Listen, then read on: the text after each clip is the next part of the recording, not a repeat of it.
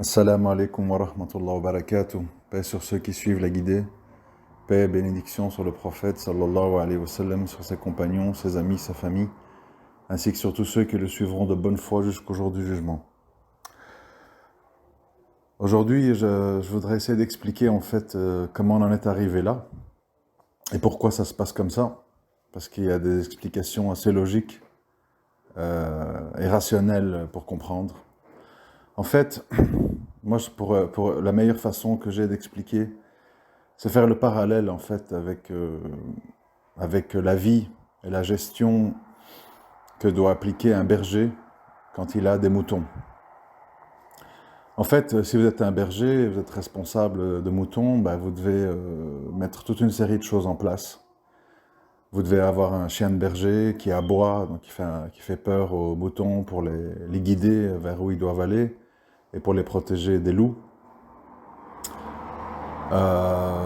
Et donc il faut que les moutons pensent qu'il y ait des loups. Comme ça, ils obéissent au chien qui aboie, etc. Donc ça explique le mécanisme de la peur pour mobiliser les moutons. Alors les moutons, voilà, quand ils se baladent dans la prairie, ils se pensent libres, mais en fait ils sont surveillés par le berger, ils sont encadrés par les chiens, et une fois qu'ils ont fini de brouter, on les guide vers la moutonnerie, l'étable, je ne sais pas comment on appelle ça, peu importe, pour passer la nuit. Et donc le but, évidemment, c'est de conserver ces têtes de bétail, parce qu'on doit les tondre, parce qu'on doit les abattre pour leur viande, et ça représente une valeur marchande. Ce n'est pas un lien affectif, c'est un business. En fait, cette histoire-là, c'est un peu notre histoire. C'est-à-dire, nous sommes là, nous sommes un numéro de sécurité sociale, nous sommes des payeurs d'impôts et de taxes qu'il faut tondre, et on nous maintient en vie tant qu'on a besoin de nous. En gros, dans un monde idéal, il faut qu'on travaille un max, qu'on paye un max d'impôts et de taxes, et puis quand on arrive à l'âge de la pension, si possible, ne plus vivre trop longtemps, pour pas qu'on coûte de l'argent à la sécurité sociale et aux hôpitaux, etc., etc. Et c'est sans doute vers ça qu'on s'achemine, c'est-à-dire, à mon avis, avec tout ce qui va être mis en place, une fois 65, 70 ans, les gens vont commencer à claquer de cancer, myocardite cardiaque et autres joyeusetés, parce que tout simplement, après l'âge de la pension, on devient des boulets. On dépense très peu d'argent, puisqu'on garde notre argent pour nos vieux jours, pour nos soins de santé et pour s'assurer une vieillesse digne de ce nom.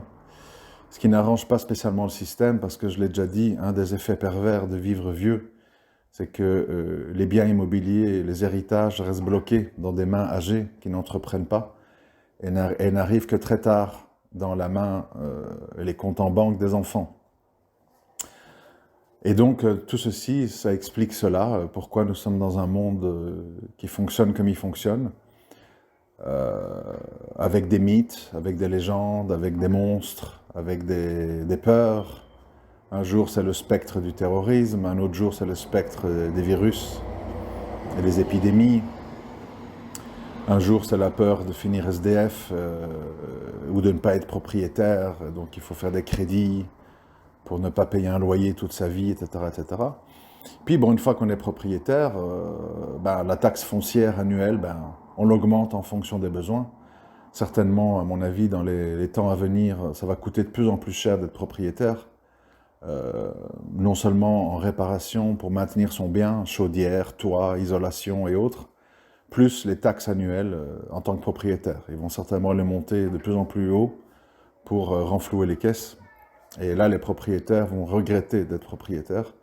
Ils voudront refléter ces augmentations de prix dans les loyers, mais avec la récession, les gens ne pourront plus payer des loyers aussi élevés. Et donc le propriétaire va devoir prendre sur lui et essuyer des pertes. Mais bon, ça c'est pour ceux qui ont voulu faire de crédit, ils doivent assumer. Et donc, comme je vous le disais, quand on doit gérer des moutons, il faut avoir toute une série d'armes, d'outils pour les gérer, c'est-à-dire la peur, les garder au chaud, leur créer des mythes, des légendes et des éventuels dangers pour qu'ils obéissent. Ben nous, en fait, on est là-dedans, c'est-à-dire que la plupart des gens, sauf les marginaux, ben, ils sont en pleine confiance de ce qu'on leur dit. Hein. Vous connaissez la liste. Hein. On est allé sur la Lune, nous venons du singe. On va trouver des vaccins et des soins pour toutes les maladies. Bientôt, nous serons immortels avec le transhumanisme. Et on débloque des fonds.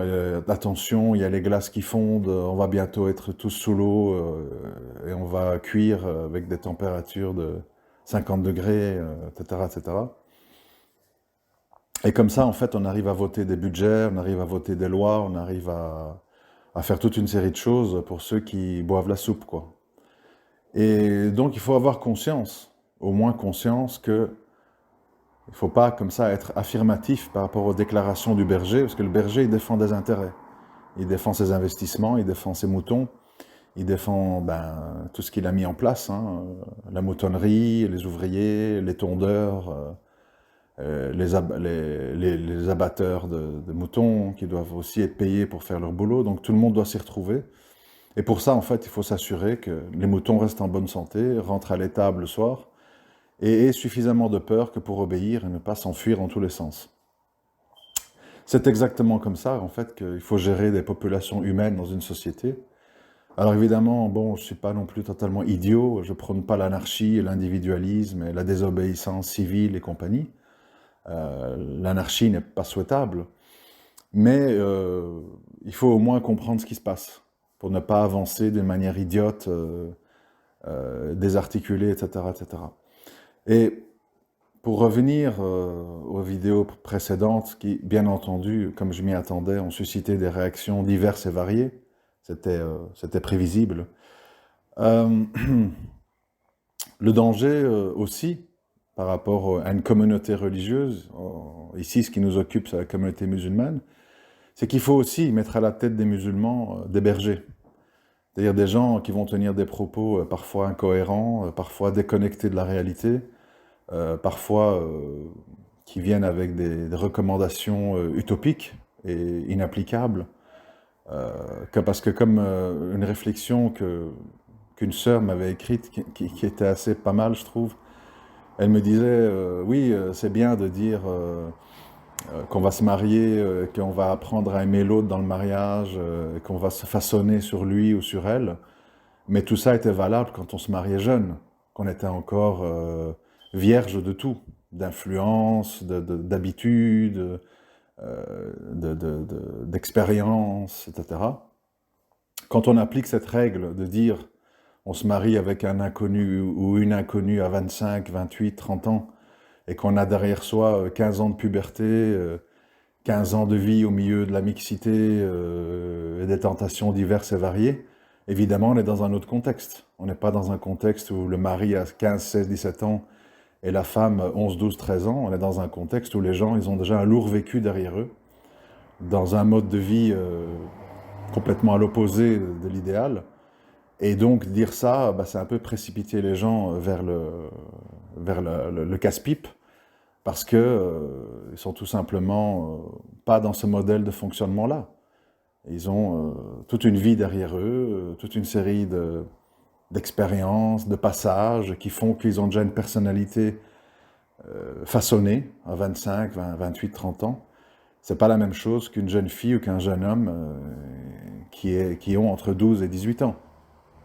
Il s'est passé plein de choses qui font que les gens, ils ont des exigences, ils ont des habitudes, ils ont des personnalités, ils ont des points d'intérêt, ils ont un intellect qui est façonné. Et dans ce cas-là, dire aux gens marie-toi à un inconnu et vous vous apprendrez à vous aimer dans le mariage, c'est un peu irresponsable. Mais comme je le dis souvent, les conseilleurs, ce ne sont pas les payeurs. Vous connaissez la chanson. Et aussi, évidemment, par rapport à la vidéo sur le zina dans notre réalité, certains ont compris, alhamdoulilah, certains n'ont pas compris, c'était prévisible, puisqu'ils ont résumé cette intervention à Abu Rayyan se permet de conseiller aux gens de déborder, et puis du moment qu'ils ne commettent pas l'acte complet, c'est pas grave. C'est évidemment pas du tout ce que j'ai dit, mais je vais pas répéter la vidéo, il faut la réécouter pour ceux qui n'ont pas compris.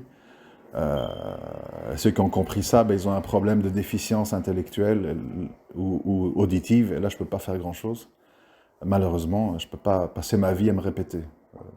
Moi je suis face à une réalité qui est devant nous, hein, les cortèges, les machins, les paris sportifs, la mixité, le film X facilement accessible. Voilà la réalité qui est devant nous. Qu'on l'aime ou qu'on l'aime pas, c'est ce qui est devant nous.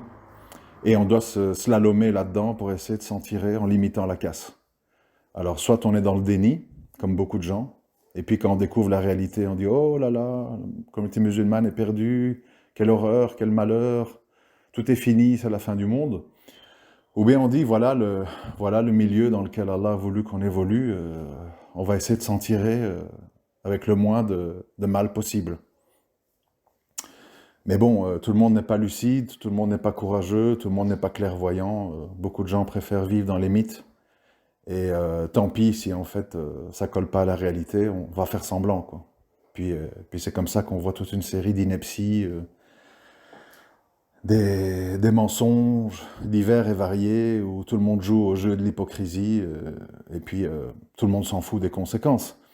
C'est comme ça me fait un peu rire, enfin un rire, c'est pas un rire joyeux, c'est un rire de déception, quand je vois en fait tous ces parents, en général maghrébins, qui en fait balancent leurs enfants à l'école à moitié nus, en pleine puberté, je l'ai déjà dit, hein, pendant une dizaine d'années. Et puis après, voilà, une fois que tu es bien façonné par l'Occident, que tu as pris plein d'habitudes, que plein de tabous sont tombés, ben on te dit, allez, maintenant, tu avances dans l'âge, il faut te marier à ton cousin du bled, à ta cousine du bled, faut la ramener, et puis débrouillez-vous, hein, vous allez bien vous aimer dans le mariage, c'est sûr. Vous n'aurez aucun point commun, vous aurez d'autres façons de communiquer, d'autres points d'intérêt, mais tout va bien se passer, quoi. Hein. Et puis, ce qui compte, c'est la sunna du voisin, c'est avoir l'air clean. Puis en fait, ce que tu fais en cachette à l'école, quand on te voit pas, quand tu prends le RER et que tu passes 10 heures par jour en dehors de la maison, ben on va faire semblant qu'on sait rien et qu'on n'a rien vu, rien entendu.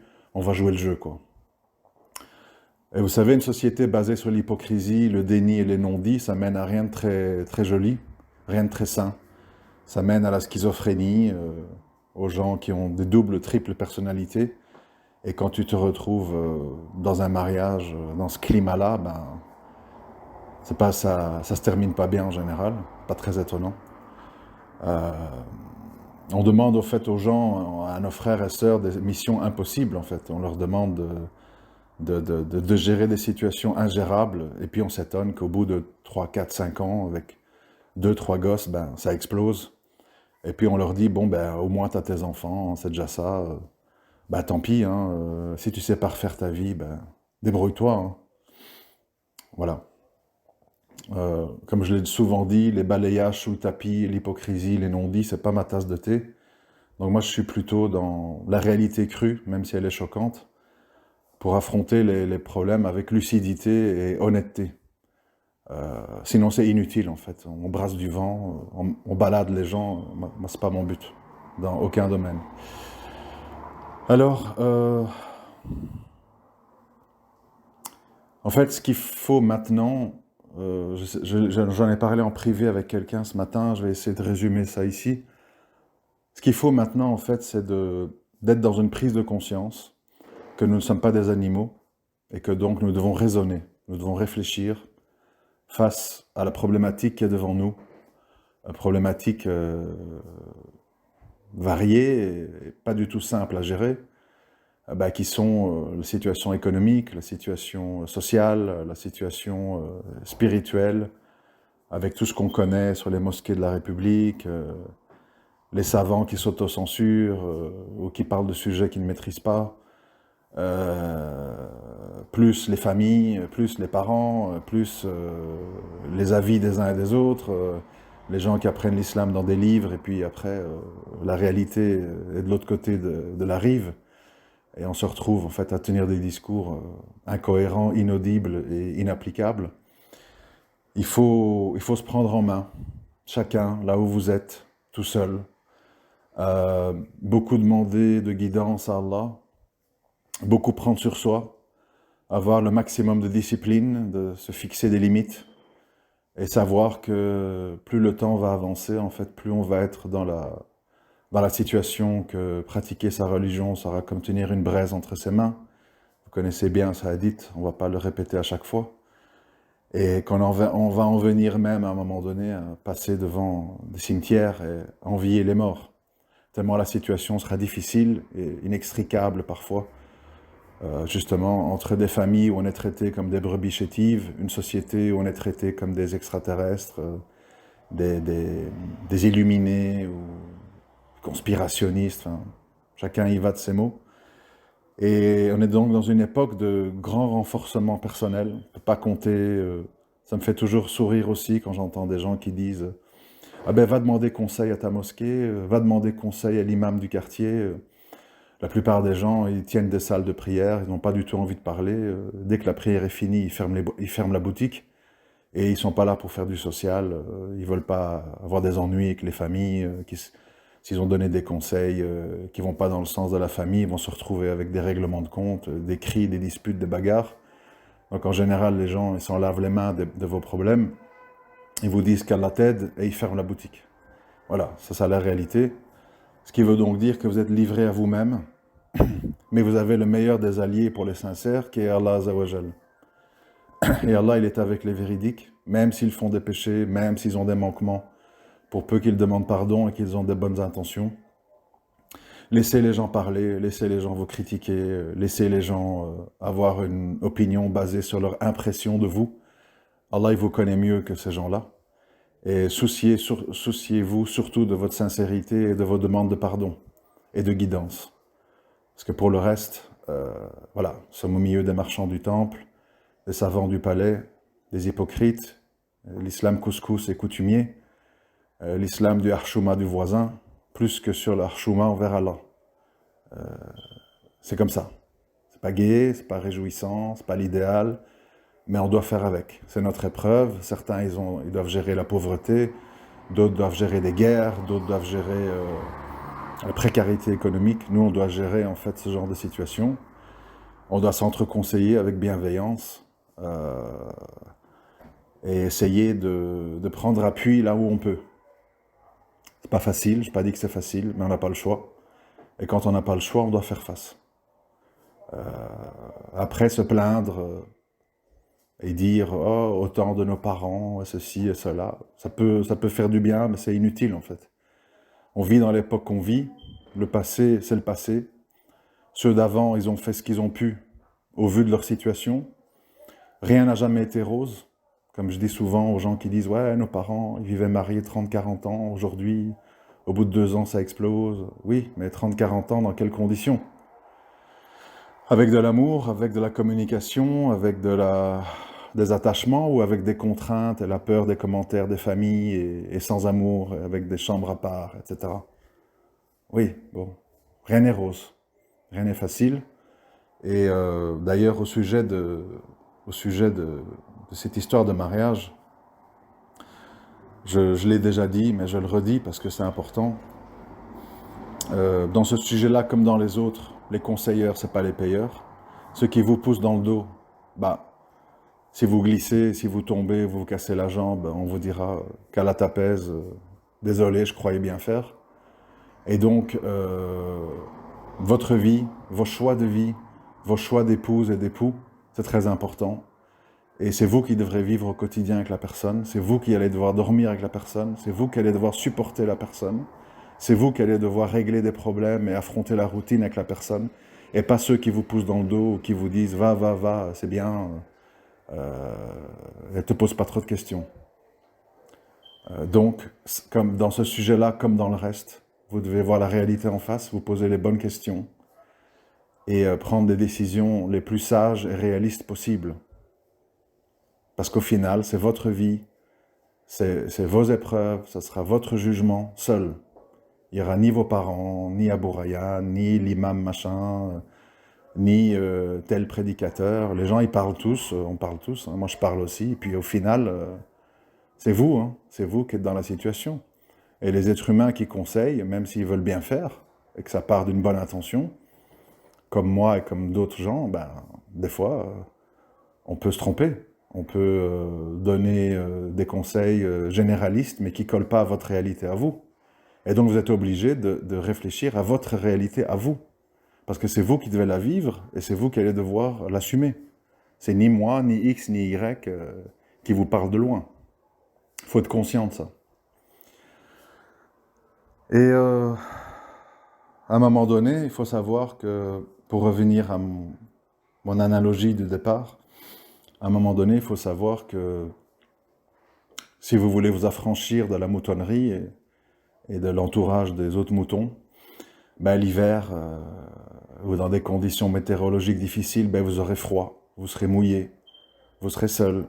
Si vous devez affronter un loup, vous devrez vous enfuir seul, vous devrez vous protéger seul.